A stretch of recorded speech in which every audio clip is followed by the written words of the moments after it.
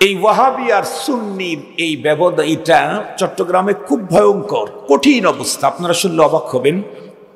আলামিন সংস্থার তাফসীর শেষ করে আমি রাঙ্গুনিয়ার দিকে যাব, তো ওই অঞ্চলের একজন বিগত সরকার দলীয় একজন বড় নেতা তার গাড়িতে আমাকে রিসিভ করতেছে। মাগরিবের নামাজের টাইম। আমি বললাম, ভাই একটু দ্রুত কোনো একটা মসজিদে দাঁড়ান, আমি একটু নামাজটা আদায় করে নিই। বলতেছে, হুজুর মসজিদ দেখি দাঁড়ায় না, আবার দাঁড়ায় না, আবার দেখি দাঁড়ায় না। হুজুর একটু সমস্যা আছে। মসজিদে কি সমস্যা? মসজিদ তো সেজদার জায়গা, ইবাদতের জায়গা, আমি ওখানে নামাজ পড়তে যাব, কি সমস্যা? বলে, হুজুর আপনি বুঝবেন না। পরে দেখি যে টাইম চলে যাচ্ছে, পরে আমি রেগে গেছি। পরে ওনারা একটা মসজিদে দাঁড় হইলেন, আমি মসজিদের ভিতরে খুব দ্রুত ঢুকে নামাজ শুরু করলাম। আমি তো সরাসরি ভিতরে ঢুকে নামাজ কমপ্লিট করে ফেলছি।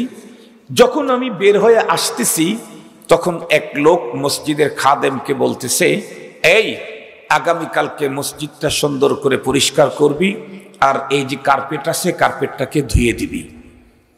আমি বুঝলাম না কিছু। পরে গাড়িতে এসে জিজ্ঞাসা করলাম, বলল যে হুজুর এই জন্যই তো আপনাকে কোনো মসজিদে দাঁড় করাইতেছিলাম না, এরা হলো আরেক গ্রুপ। আমি বললাম, আরেক গ্রুপ মানে কি? আপনি ওখানে নামাজ পড়েছেন, তাদের আকীদা ওই মসজিদ অপবিত্র হয়ে গেছে এবং মুসাল্লাও অপবিত্র হয়ে গেছে।